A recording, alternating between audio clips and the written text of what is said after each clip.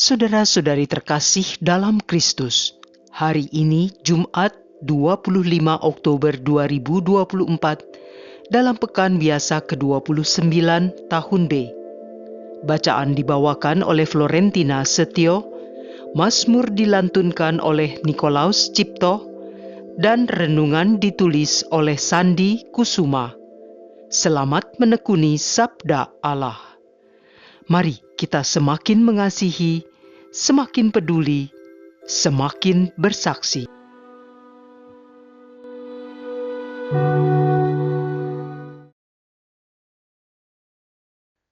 Dalam nama Bapa dan Putra dan Roh Kudus. Amin. Ya Allah Bapa kami bersyukur sebab sabdamu selalu menuntun kami, menjagai kami agar tetap setia kepada kehendak dan perintahmu. Hari ini kami berharap memperoleh pencerahan melalui Injil sucimu, agar kami dapat mengenali tanda-tanda zaman, serta dimampukan untuk memutuskan sendiri apa yang benar. Oleh karena itu, bersabdalah ya Bapa, kami siap menerima pencerahan darimu. Amin. Bacaan dari surat Rasul Paulus kepada jemaat di Efesus. Saudara-saudara, aku yang dipenjarakan demi Tuhan menasehati kalian, supaya sebagai orang-orang yang terpanggil, kalian hidup sepadan dengan panggilanmu itu. Hendaklah kalian selalu rendah hati, lemah lembut dan sabar. Tunjukkanlah kasihmu dalam saling membantu. Dan berusahalah memelihara kesatuan roh dalam ikatan damai sejahtera. Satu tubuh, satu roh. Sebagaimana kalian telah dipanggil kepada satu pengharapan yang terkandung dalam panggilanmu. Satu Tuhan, satu iman, satu baptisan. Satu Allah dan Bapa kita sekalian, yang mengatasi semua, menyertai semua, dan menjiwai kita semua. Demikianlah sabda Tuhan.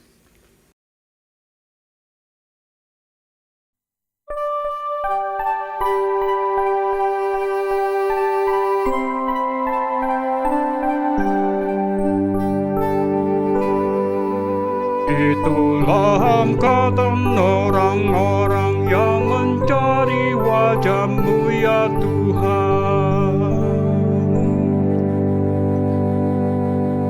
Milik Tuhanlah bumi dan segala isinya, jagat dan semua yang diam di dalamnya.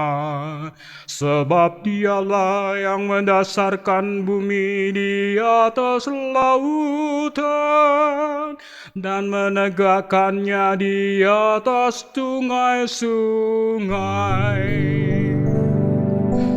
Itulah angkatan orang-orang yang mencari wajah-Mu ya Tuhan.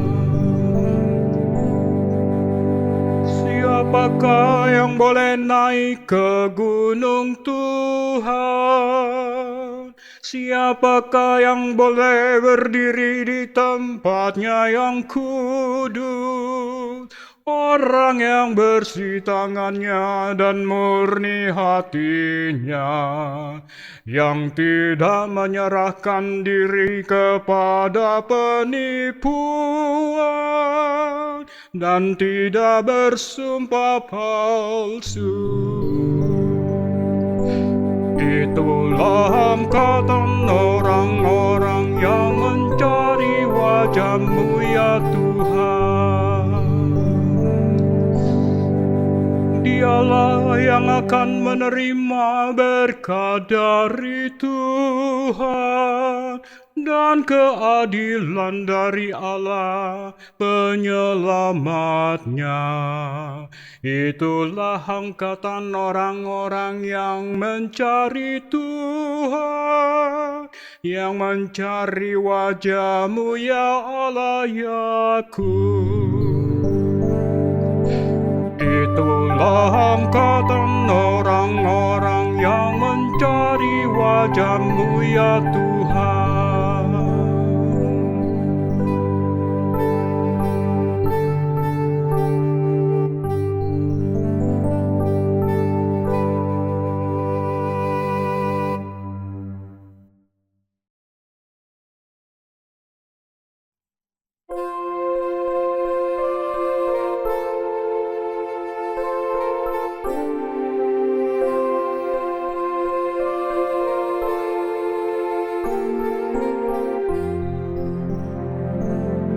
Alleluia, alleluia, alleluia, alleluia, alleluia, alleluia. Aku bersyukur kepadamu Bapa, Tuhan langit dan bumi, sebab misteri kerajaan Kau nyatakan kepada orang kecil. Alleluia, alleluia, alleluia, alleluia, alleluia, alleluia.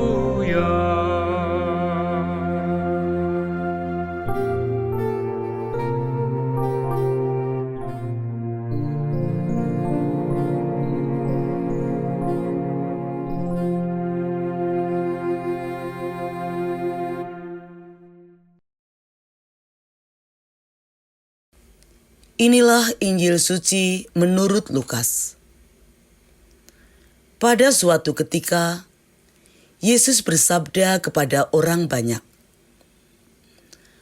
"Apabila kalian melihat awan naik di sebelah barat, segera kalian berkata, 'Akan datang hujan.' Dan hal itu memang terjadi. Dan apabila kalian melihat angin selatan bertiup, kalian berkata, 'Hari akan panas terik.' Dan hal itu memang terjadi. Hai orang-orang munafik, kalian tahu menilai gelagat bumi dan langit. Tetapi mengapa tidak dapat menilai zaman ini? Dan mengapa engkau tidak memutuskan sendiri apa yang benar? Jika engkau dengan lawanmu pergi menghadap penguasa, berusahalah berdamai dengan dia selama di tengah jalan.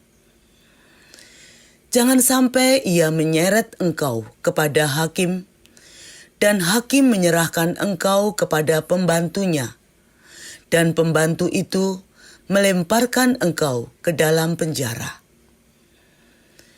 Aku berkata kepadamu, engkau takkan keluar dari sana sebelum melunasi hutangmu."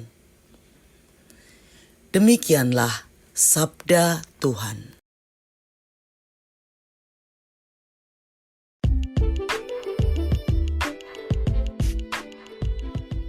Tanda-tanda zaman digital. Renungan dibawakan oleh Sandi Kusuma.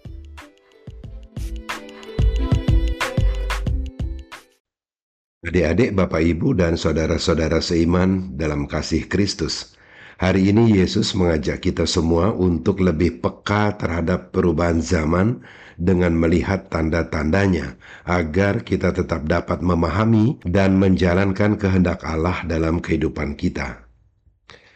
Sebagaimana yang telah kita ketahui bersama, sekarang ini kita berada di zaman digital yang menawarkan berbagai kemudahan melalui teknologi digital, menyodorkan informasi yang berlimpah, serta menyediakan konektivitas yang seolah tanpa batas, tanpa sekat, jarak, dan waktu.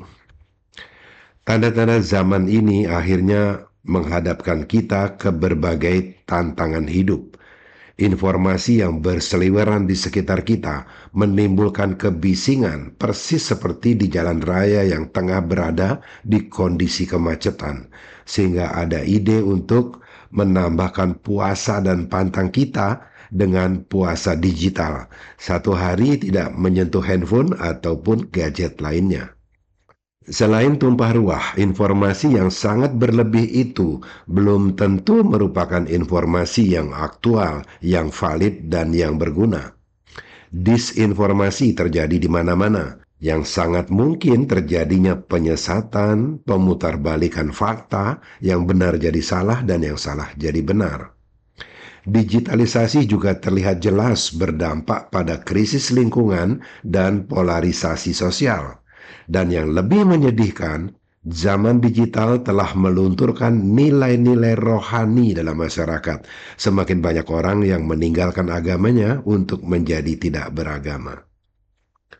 Nampaknya itulah alasannya mengapa Yesus mempertanyakan, "Mengapa engkau tidak memutuskan sendiri apa yang benar?"